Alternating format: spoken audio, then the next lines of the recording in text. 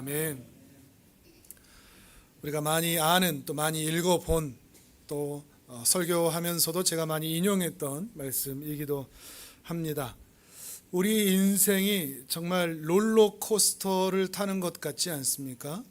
출발할 때는 쓱 가면서 조용하죠. 근데 출발하자마자 올라갔다 내려갔다 베베 꽈다 정신없게 만들죠. 난리죠.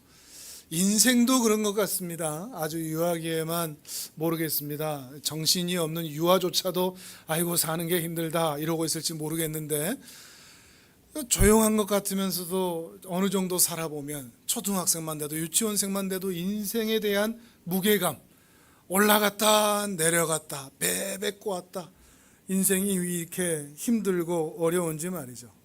사건 사고가 달라붙고 조용하게 지나갈 날이 없는 아픔, 상처, 이런 일들이 늘 우리에게 찾아오는 숨 막히는 순간이 참 많이 있다는 것입니다. 그런데 문제는, 지난 수요 기도에도 그런 말씀을 드렸지만, 이렇게 인생에서 만나는 문제에 대해서, 그 상황에 대해서 내가 어떻게 할 수 있는 게 없다는 겁니다. 그런 집에 태어났는데 뭘 어떻게 하란 얘기입니까? 그렇지 않습니까? 어느 날 인생에 질병이 달라붙었는데 나한테, 그걸 내가 어떻게 하라는 말입니까? 어느 날 나에게 갑작스럽게 찾아온 사고, 뭐 어떻게 하라는 얘기입니까? 태어나 보니 자식이 그 모양이고, 태어나 보니 우리 집 형편이 이런데, 부모가 이런데, 만나보니 친구들이 이러한데 어떻게 합니까? 정말 그런 것 같습니다. 살다 보니 내가 만난 상황을, 문제를, 질병을 사실 내가 어떻게 할 수가 없는 겁니다. 그런데 더 살아보니 우리가 만나는 상황은 어찌할 수가 없지만 그 상황을 대하는 내 태도는 어떻게 해볼 수가 있더라는 겁니다. 롤러코스터를 타도 어떤 사람은 타자마자 소리 지르고 난립니다. 울고 불고 소리 지르고 머리카락 날리고 눈 뒤집어지고. 근데 어떤 사람은 똑같은 롤러코스터를 탔는데 즐기는 사람도 있죠. 와! 이런 스릴이 없다고 그러면서 말이죠. 어떤 차이일까요? 문제는 롤러코스터가 아닌 거죠. 상황이 아니라는 말이죠. 그 상황을 대하는, 만나는 그 사람의 마음의 자세, 마음의 태도, 이것이 더 중요하다는 것입니다. 그러니까 내가 숨쉬고 살아가는 현실 가운데 내 현실이, 남의 현실 말고 내가 만난 내 현실이 내 발목을 붙잡고 있는 것, 그래서 내 인생은 왜 이 모양인가 라고 하소연하는 것보다 그 현실에 내가 어떻게 반응하며 살아갈 수 있는가, 살아가는가, 이것이 훨씬 더 중요하다는 것을 우리가 오늘 함께 생각해 보았으면 좋겠습니다. 오늘 우리가 함께 읽은 이 시편의 말씀은 이 신자가, 이 시인이 참담한 현실을 만났습니다. 근데 그 참담한 현실을 어떻게 반응하며 살 것인가가 나뉘어져 그려져 있습니다. 우리가 이것을 분리하면서 읽어보자는 것이죠. 이 사람은 지금 자기가 처해 있는 현실이 얼마나 비참하고 얼마나 처참한지 시편 전체에서 말하고 있는데, 지금 얼마나 모욕적인 말을까지 듣는가 하면, 네가 믿는 하나님 어딨냐?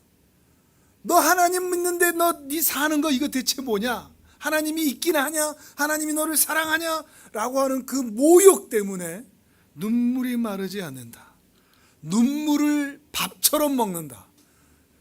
여러분, 시편은 좀 자주 읽어보시는 게 좋습니다. 그러면 여러분의 기도의 내용이 달라집니다. 이런 기도 여러분 하실 수 있겠습니까? 하나님, 너무 슬퍼서 눈물이 내 밥이 되었습니다. 이 시편에 있는 내용들입니다. 자, 한번 찾아볼까요? 3절입니다. 3절. 42편 3절 시작. 사람들이 종일 내게 하는 말이 내 하나님이 어디 있느냐 하오니 내 눈물이 주야로 내 음식이 되었도다. 아멘. 시적이라고 멋있다고 표현할 수도 있겠지만, 근데 그만큼 그 모욕 때문에 아침부터 저녁까지 눈물을 흘리고 있는 그런 상태. 여러분, 이런 상황에 빠져보신 적이 있습니까? 눈물이 그치지 않는 그때. 이것만이 아닙니다. 옛날 추억을 생각합니다. 성회에 나와서, 소위 교회에 나와서, 예배당에 나와서 함께 예배드리던 그때를 생각합니다. 그 추억을 떠올립니다. 근데 그 추억이 너무나 좋은데 그 추억을 떠올리는 것 자체가 괴로울 때가 있습니다. 어렸을 때 엄마 아빠 사랑을 내가 이렇게 받았는데, 우리 가정이 이렇게 행복했는데, 내가 그렇게 건강했었는데, 내가 그렇게 잘 나갔는데, 그러니까 어떤 사람에게는 추억이 그저 추억이지 않고 아픔이 될 때가 있다는 거죠. 눈물이 될 때가 있다는 겁니다. 그걸 4절에서 이렇게 표현을 하고 있습니다. 4절입니다. 시작.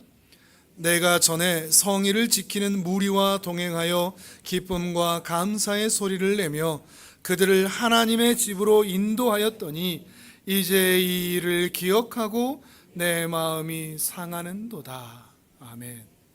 추억 때문에 마음이 상하는, 좋은 기억 때문에 우울해지는, 눈물이 나는, 이것뿐만이 아닙니다. 또 있습니다. 이제 영혼에 대한 이야기가 나옵니다. 자, 5절을 읽어보겠습니다. 5절 시작. 내 영혼아 내가 어찌하여 낙심하며 어찌하여 내 속에서 불안해하는가. 아멘. 지금 이 바깥을 보다가, 내 주변 상황을 보다가 어느 순간 나를 보는 겁니다. 내 영혼을 자기한테 말하는 겁니다. 야, 너 왜 이렇게 낙심해 있냐? 너 왜 이렇게 불안하냐? 내 마음에 왜 좌절과 불안이 둥지를 들고 앉아 있느냐? 낙심과 불안이 가득한 거죠. 11절에도 마찬가지입니다. 내 영혼아 내가 어찌하여 낙심하며 어찌하여 내 속에서 불안해하는가? 울면서 이런 말들을 하고 있지 않겠습니까? 웃으면서 이렇게 얘기하지는 않죠. 모든 상황, 현실, 질병, 아픔, 그런 것들을 모두 끌어안고 자기 영혼에게, 어디다 하소연할 수 없는 그 상황에 자기 영혼에게 소리치고 있는 겁니다. 자, 6절도 읽어보겠습니다. 6절 시작.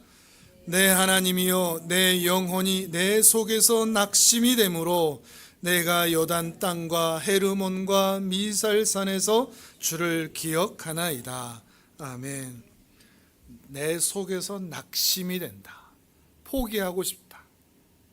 무기력해진다. 아무것도 하고 싶지 않다. 아무것도 할 수도 없다. 아무것도 할 것이 없다. 해볼 수 있는 방법도 없고 길이 없다. 완전한 낙심의 상태다.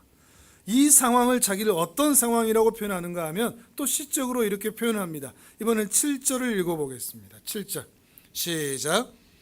주의 폭포 소리에 깊은 바다가 서로 부르며 주의 모든 파도와 물결이 나를 휩쓸었나이다. 아멘. 바다에 빠져서 허우적거려 보신 분, 옆에 아무도 없어서 꼬르륵 나 죽겠다 이런 경험 있으십니까? 지금 시인은 그렇게 말하고 있는 겁니다. 거친 파도와 물결이 나를 휩쓸어서 집어삼키려고 하고 있다. 무기력한 자기 현실, 그런 상황에서 아무것도 할 수 없는 자기 현실을 말하고 있는 겁니다. 이뿐이 또 아닙니다. 더 큰 게 있습니다. 더 큰 게 있다는 게 놀랍죠. 이제 원수들의 압제를 받으면서 이리 도망치고 저리 도망치는데 하나님이 나를 잊어버린 것 같습니다. 그 절망. 이제 마지막 믿을 구석은 하나님인데 하나님이 나를 도우실 것이다라는 징조가 전혀 보이지를 않는 겁니다. 하나님마저 나를 버리셨나? 신자는 이때가 가장 서글픕니다. 슬프죠. 9절입니다. 9절 읽습니다. 시작. 내 반석인 하나님께 말하기를 어찌하여 나를 잊으셨나이까? 내가 어찌하여 원수의 압제로 말미암아 슬프게 다니나이까 하리로다. 아멘. 슬프게 다니게 하십니까? 어찌하여 나를 잊으셨습니까? 시편만 읽어도 눈물이 나지 않습니까? 여러분의 상황이 대입되기만 한다면 말이죠. 여러분 상황 형편에서 이 하나님을 떠올릴 수만 있다면. 또 사람들이 조롱합니다. 너 하나님 어딨냐? 그런 칼로 찌르는 듯한 조롱 때문에 아무런 말도 할 수 없는 고개 숙인 모습도 보이고 있습니다. 10절입니다. 10절 같이 읽습니다. 시작. 찌르는 칼같이 내 대적이 나를 비방하여 늘 내게 말하기를 내 하나님이 어디 있느냐 하도다. 아멘. 내 뼈를 찌른답니다. 칼이 뼈를 찌르면 얼마나 아플까요? 누가 한번 저 찔러주실 분, 제가 마루타가 될 테니까 얼마나 아플까요? 근데 여기서 이 칼은 칼이 아니라 말입니다. 말. 사람들의 말, 원수들의 비방하는 말. 너 하나님 어디 있어? 너 하나님 믿는 거 맞아? 네가 그따위로 살았으니까 네가 지금 그 모양인 거지? 말들입니다. 세상에서 가장 아픈 칼은 말입니다. 내 입에서 나가는 말입니다. 물론 상대에게 들은 말도 있죠. 근데 내 입에서 나갔던 말도 상대를 찔렀습니다. 우리는 늘 들은 것만 생각하죠. 내가 찔린 것만. 근데 우리도 무수히 찔렀다는 것을 기억하셔야 됩니다. 그것 때문에 아파하고 있는 겁니다. 송두리째 자기 인생이 뒤흔들린 것이죠. 자, 여기까지가 시인이 처한 현실입니다. 나는 지금 이런 상황이다. 대적들 때문에, 말들 때문에, 하나님의 은혜 베푸시지 않은 것 때문에 나는 이렇게 기가 막힌 현실에 빠져 있다. 그리고 이제 그러면 이 시인이 이런 현실에서 어떻게 반응하느냐, 이제는 우리가 이걸 봐야 합니다. 내 현실이 내 발목을 처참하게 붙잡고 있을 때 이 시인은 이 현실에 대해서 어떻게 믿음으로 반응하는가, 이것을 시인이 확실하게 보여주고 있습니다. 자, 5절을 읽습니다. 5절 시작. 내 영혼아 내가 어찌하여 낙심하며 어찌하여 내 속에서 불안해하는가? 너는 하나님께 소망을 두라. 그가 나타나 도우심으로 말미암아 내가 여전히 찬송하리로다. 아멘. 자기가 자기한테 말하죠. 하나님을 바라보라. 하나님을 소망하라. 11절도 똑같습니다. 같이 읽습니다. 시작. 내 영혼아 내가 어찌하여 낙심하며 어찌하여 내 속에서 불안해하는가? 너는 하나님께 소망을 두라. 나는 그가 나타나 도우심으로 말미암아 내 하나님을 여전히 찬송하리로다. 아멘. 중요한 지점이 하나 있습니다. 누가 누구에게 말하고 있습니까? 내가 나에게 말하고 있습니다. 나에게. 우리는 보통 이럴 때 어떻게 얘기합니까? 내가 나를 괴롭히는 사람들에게 얘기합니다. 나를 상처 주는 사람들에게 말하죠. 탓을 합니다. 너 때문에, 너 하나 때문에, 당신 때문에 책임을 전가합니다. 근데 이 시인은 책임을 전가하지 않습니다. 상황 탓이라고, 갑자기 둘러붙은 그 질병 탓이라고, 내가 이렇게 태어났기 때문이라고 말하지도 않습니다. 자기 자신에게만 말하고 있습니다. 이게 참으로 중요한 신자의 마음의 자세입니다. 기가 막힐 웅덩이와 수렁이에서 빠져나올 수 있는 너무나 좋은 방법입니다. 사람들에게 분노의 화살을 던지지 않고, 칼을 던지지 않고 자기 자신을 타이르는 겁니다. 나에게 가르치는 겁니다. 나 자신을 다스리는 겁니다. 뭐라고요? 내 영혼아 하나님 봐. 하나님.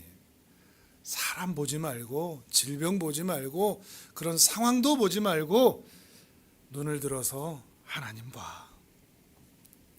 실제 우리 그렇지 않습니까? 힘든 일 만날 때 내 안에 있는 한쪽에 나가 사는 게 뭐 이래? 저 인간들 뭐 저래? 신앙이라도 있으면 하나님 믿는 게 뭐 이래? 한쪽에 나는 늘 이렇습니다. 그런데 잘 기울여 보면 또 다른 한쪽에 나가 또 이야기합니다. 하나님 봐, 하나님 봐. 예배당으로 가. 기도해. 하나님께 소망을 둬봐. 마치 성령이 육체인 우리에게 말하듯이, 속사람이 겉사람에게 말하듯이 우리의 양심이 우리에게 소리치는 겁니다. 하나님을 봐. 이 음성을 들을 수 있는 은혜가 있으면 좋겠습니다. 근데 그렇지 않은 경우가 너무 많은 거죠. 욥의 아내 한번 떠올려 볼까요? 욥. 구약시대에 정말 신앙 좋았던 욥이라는 사람이 있었습니다. 그리고 그의 아내도 있었습니다. 그런데 하나님과 사단의 거래에 의해서 사단이 큰 시험을 내립니다. 그래서 전 재산이 날아가 버립니다. 모든 가축들이 다 죽습니다. 심지어 자식들마저 죽습니다. 욥이 겪었지만 욥의 아내도 함께 겪었죠. 거기다가 하나님도 인정할 만한 중년 신앙 남편, 이 남편이 피부병이 온 병에 나와서 벽돌로 자기 몸을 긁고 있습니다. 욥은 그래도 멀쩡한 아내를 보고 있지만 욥의 아내는 지금 피부병이 온몸이 나 있는, 벽돌 긁고 있는, 늙어버린 그 남편을 보고 있는 그 욥의 아내의 모습은 더 처참할 것입니다. 그래서 한마디 합니다. 참지 못하고. 당신 하나님 믿는다는 게 뭐요? 하나님 욕하고 죽어버리시오. 이게 욥의 아내가 했던 말입니다. 자기 마음에 솟구치는 이런 일 만나면 우리 할 말 다 하고 싶지 않습니까? 속에 있는 말, 그 분노의 말 다 하고 싶지 않습니까? 필터 없이 정제되지 않고 내 감정 그대로 쏟아내야 속 시원하지 않습니까? 지금 욥의 아내가 그러고 있는 겁니다. 안에 있는 감정 그대로, 솟구치는 분노 그대로 칼로 던져버린 것입니다. 하나님이 욕하고 죽으시오. 근데 시인은 말로 자기의 현실을 다 쏟아냅니다. 그건 탄식한다는 겁니다. 탄식과 분노는 다릅니다. 시인도 탄식은 합니다. 그런데 그거에 대해서 분노를 표출하고 싶은 마음도 분명히 있을 겁니다. 그런데 그렇게 하고 싶어지는 자신을 향해서 내 영혼아 하나님을 보라, 이렇게 하는 겁니다. 이 시인은 아주 인격이 좋고 성품이 좋고 신앙이 좋아서 그런 상황에서도 아무렇지 않게 이런 말을 해대는 게 아니라는 말입니다. 자기도 쏟아내고 싶습니다. 분노하고 싶습니다. 욥의 아내처럼 원수들을 향해서 비방의 칼을 날리고 싶습니다. 그런데 자기가 자기 자신을 향해서 다독이는 겁니다. 마음을 다스리는 겁니다. 내 영혼아, 그런 말로 하지 마. 상처 주지 마. 하나님만 바라보자. 하나님만 의지하자. 내 현실이 내 발목을 잡고 있을 때 그 현실을 대하는 마음의 자세를 똑바로 하라고 자기 자신을 가르치고 자기 자신을 설득하고 있다는 것입니다. 그런데 바로 이러한 자세가 신앙의 시작점입니다. 분노를 표출하지 않고 거기를 떠나지 않고 아직 상황도 바뀐 것도 아니고 아직 더 많은 진전이 있는 것도 아니지만 그냥 자기 자신을 향해서 다독이기 시작하는 거, 이게 신앙의 시작점입니다. 나한테 말할 수 있는 거. 내 영혼아 그러지 마. 내 영혼아 하나님 봐. 침착해. 그거 사실 아니야. 그거 착각이야. 환상이야. 그거 소설이야. 소설 만들지 마. 차분히 해. 여기가 바로 신앙의 시작이라는 것입니다. 하나님을 바라보면서 그 마음을 다스리는 것. 근데 우리는 어떤가요? 우리 얼마나 말로 쏟아내 버립니까? 많은 사람들이 얼굴이 붉습니다. 저도 좀 얼굴이 붉은 편이긴 하지만 화를 내서 붉은 건 아니고 색소가 이렇습니다. 화라산 터질 것 같은 그 붉은 얼굴, 눈이 터질 것 같은 그런 얼굴들 우리 주변에서 얼마나 많이 봅니까? 헐크처럼 변하는. 혹시 이번 주간 헐크로 변했다가 다시 돌아오신 분 계십니까? 우리의 일상이 그렇죠. 우리 얼마나 많이 소리치고 얼마나 사람들에게 하소연하면서 사는지 모릅니다. 세상 사람들은 다 그렇게 살라고 얘기합니다. 하고 싶은 말 다 하고 살으라고. 근데 성경은 사람에게 침묵하고 하나님께 말하라 라고 이야기합니다. 사람에게는 침묵하고 절제죠. 절제죠. 하나님을 바라보고 인내하는 것이죠. 하나님을 바라보면서 몸부림치라는 것입니다. 사람에게는 침묵하고. 그리고 그렇게 하나님을 바라보기로 결단한 것 자체가 신앙이라는 겁니다. 말씀드렸듯이 아직 아무것도 변하지 않았습니다. 내 인품이 더 나아졌거나 그 사람과 관계가 좋아졌거나 질병이 나아졌거나 아무런 변화가 아직은 없습니다. 그런데 내가 하나님을 바라보기로 결단한 것, 그것 자체가 하나님의 은혜로 말미암는 신앙의 시작점이라는 것입니다. 하나님의 복을 받지 못하여 내가 그 지경에 빠진 게 아니라 그 지경에 빠졌어도 하나님의 은혜가 있었기 때문에 내가 마음을 다스릴 수 있는 겁니다. 그 차이를 아시겠습니까? 이번에는 시편 73편을 찾아보겠습니다. 자, 뒤로 넘기셔서요. 시편 73편입니다. 밖에 비가 오나요? 아, 비 와요?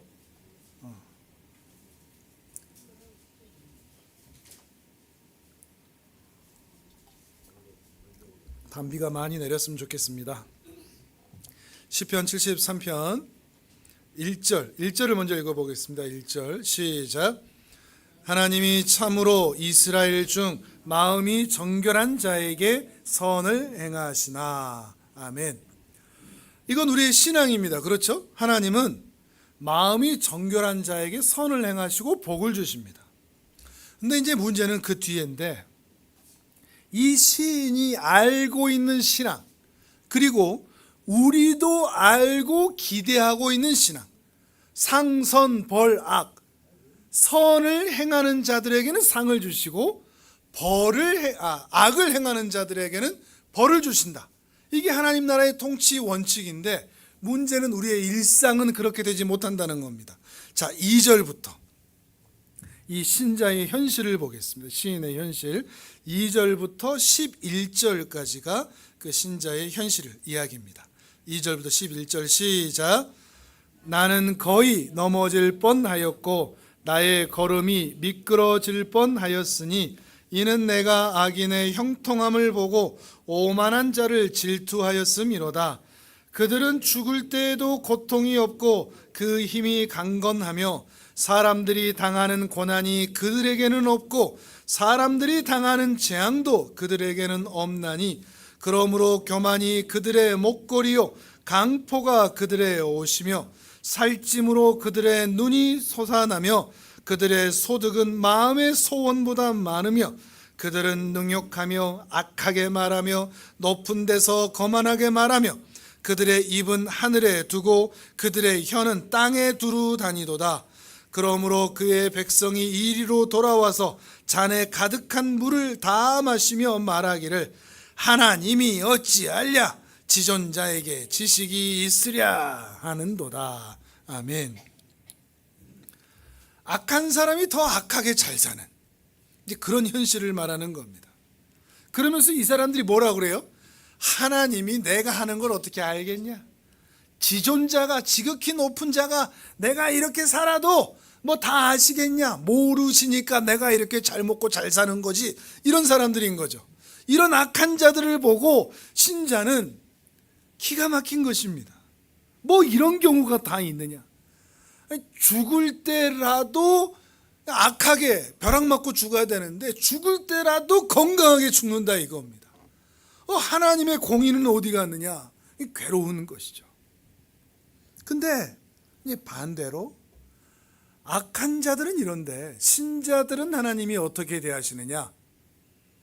여러분 조금 시험에 빠질 수 있습니다. 신자들은 하나님께 어떻게 대하시느냐? 자, 12절에서 14절을 읽겠습니다. 12절에서 14절 시작.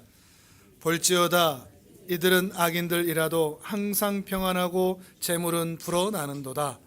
내가 내 마음을 깨끗하게 하며 내 손을 씻어 무죄하다 한 것이 실로 헛되도다.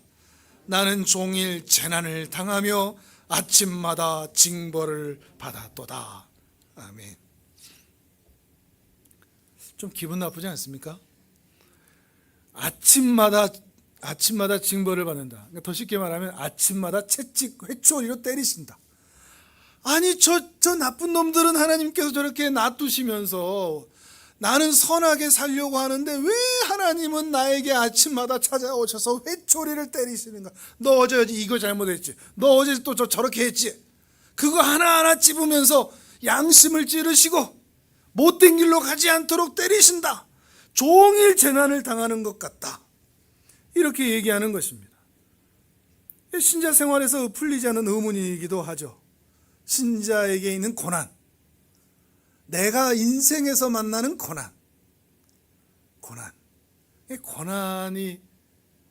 고난이 신자에게 주는 하나님의 은혜요 복이라는 것을 우리가 돌려서 이해할 수 있다면 좋겠습니다. 그렇지만 이걸 이해하는 건 쉽지 않죠.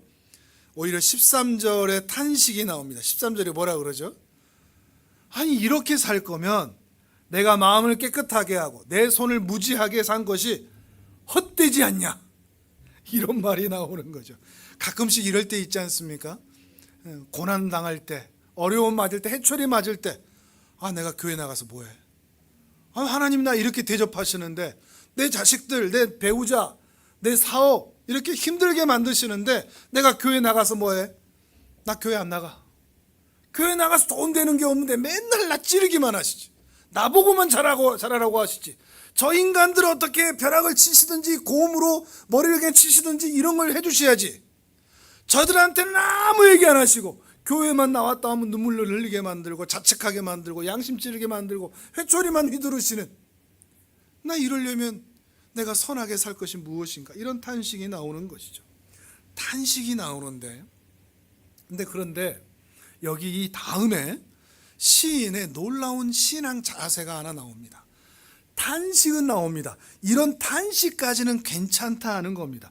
그런데 이 탄식과 고통과 분노를 입 밖으로 꺼내지는 않습니다.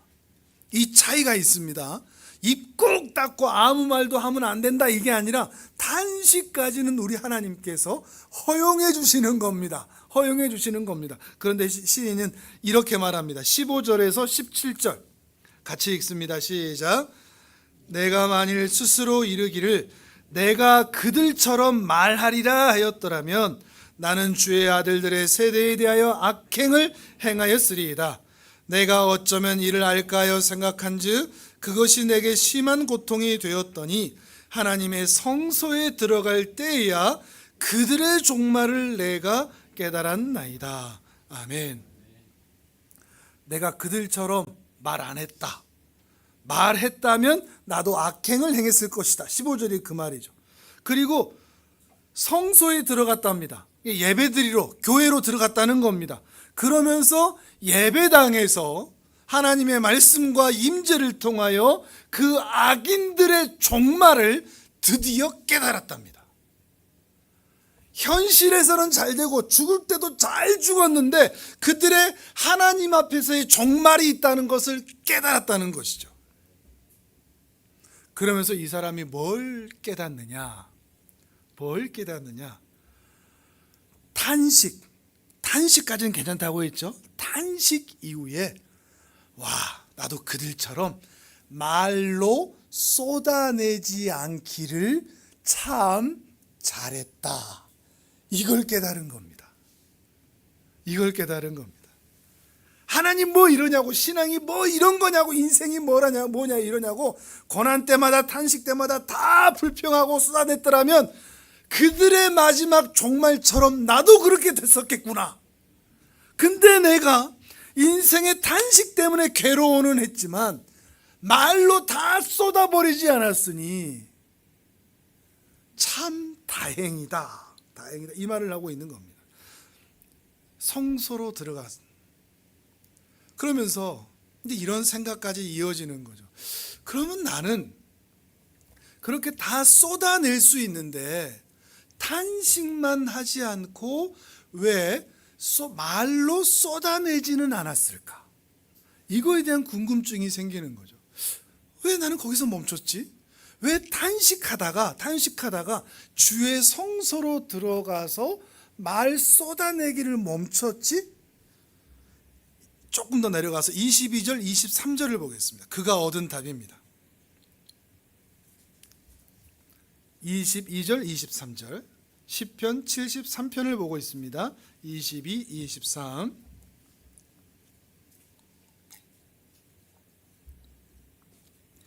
같이 읽습니다. 시작. 내가 이같이 우매무지함으로 주 앞에 짐승이오나 내가 항상 주와 함께하니 주께서 내 오른손을 붙드셨나이다. 아멘. 아멘. 시인이 깨달은 거죠. 나는 무지합니다. 우매합니다. 내가 신앙이 좋아서 내가 똑똑해서 내가 거기서 말을 쏟지 않았던 것이 아닙니다. 이제 와서 보니 주께서 항상 내 오른손을 붙잡아 주셨군요. 이걸 확인하는 거죠. 이게 신앙이죠. 여러분 사는 거 참 힘드시죠? 롤러코스터를 사는 것처럼. 근데 주의 성소에 들어와 지금 예배당에 앉아 있는 것 그 자체가 상황은 바뀌지 않았고 사람도 바뀌지 않았고 질병도 나아지지 않았을지라도 지금 이 자리에 있는 것 자체가 주께서 여러분의 오른손을 붙잡고 계시기 때문입니다. 믿으십니까? 믿을 수밖에 없는 겁니다. 그래서 우리가 여기 있는 것이죠. 그런 악한 말들을 쏟아내지 않도록 주께서 내 오른손을 붙잡고 끌어주셨기 때문이라는 것입니다. 그리고 드디어 이제 하나님을 향해 이런 신앙의 고백을 하게 됩니다. 25절에서 28절입니다. 같이 읽습니다. 시작. 하늘에서는 주 외에 누가 내게 있으리요 땅에서는 주밖에 내가 사모할 리 없나이다. 내 육체와 마음은 쇠약하나 하나님은 내 마음의 반석이시요 영원한 분기시시라.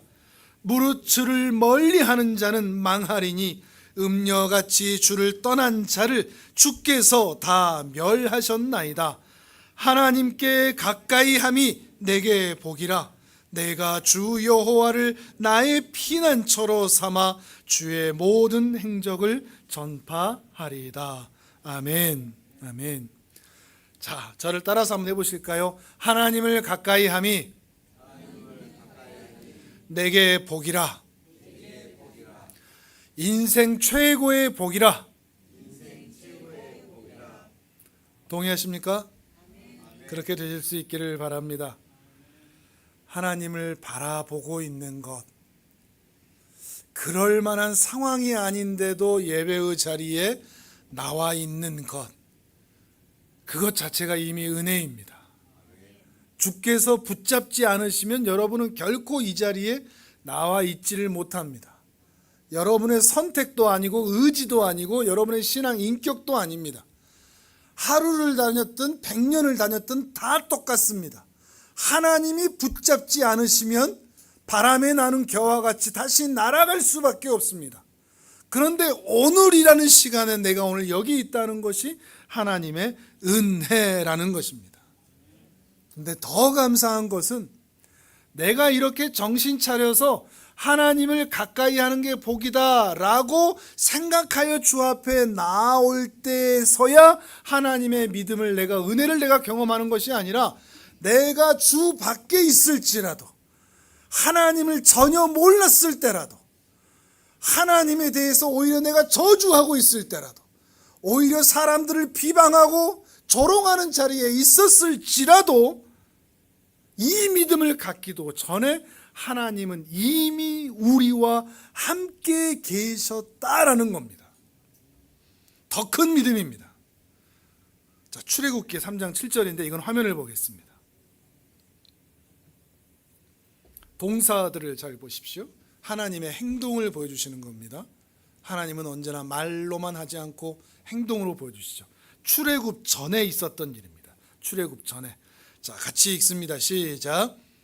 여호와께서 이르시되 내가 애굽에 있는 내 백성의 고통을 분명히 보고 그들이 그들의 감독자로 말미암아 부르짖음을 듣고 그 근심을 알고 내가 내려가서 그들을 애굽인의 손에서 건져내고 그들을 그 땅에서 인도하여 아름답고 광대한 땅, 젖과 꿀이 흐르는 땅, 곧 가나안 족속, 헷 족속, 아모리 족속, 브리스 족속, 히위 족속, 여부스 족속의 지방에 데려가려 하노라.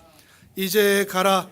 이스라엘 자손의 부르짖음이 내게 달하고 애굽 사람이 그들을 괴롭히는 학대도 내가 보았으니 이제 내가 너를 바로에게 보내어 너에게 내 백성 이스라엘 자손을 애굽에서 인도하여 내게 하리라.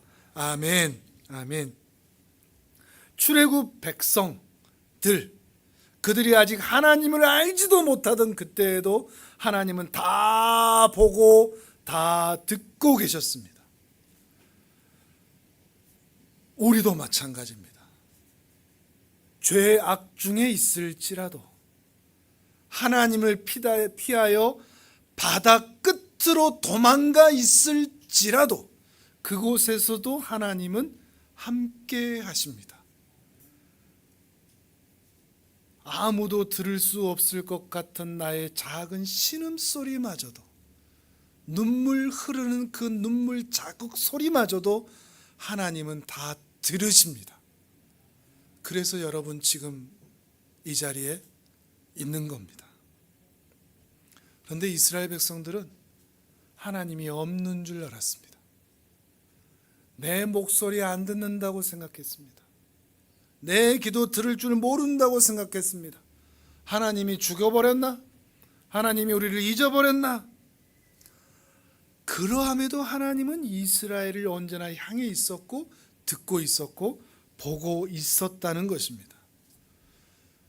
이스라엘이나 우리나 똑같죠. 이스라엘이 항상 바라보는 건 뭐였죠? 애굽이었습니다. 애굽으로 돌아갈래. 우리가 바라보는 건 항상 뭐죠? 세상이죠. 세상에서 잘 먹고 잘 살고 잘 풀리고 이런 것들이죠. 애굽에 비해 초라한 자기들의 현실이 못마땅했기 때문이죠. 내 주변에 있는 사람들보다 초라한 우리 자신 때문에, 못마땅한 우리 자신 때문에 우리는 늘 하나님을 제대로 바라보지를 못하는 것입니다. 그럼 우리는 무엇을 바라봐야 될까요? 다시 오늘 본문 시편 42편으로 가보겠습니다.